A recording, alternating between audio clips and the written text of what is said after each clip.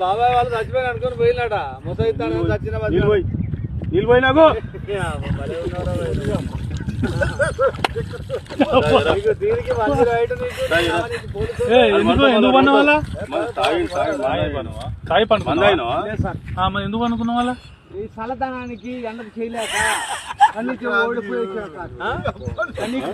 ఓడిపోయి వచ్చిన గెలవలేక ఏం చేసావు 10 రోజుల నుంచి గణేట్ చేత నాతో గట్టించి నా కష్టం దోచుకొని గణేట్ రాయ్ నాకు అంటే డబ్బులు ఇచ్చారు కానీ క్షమ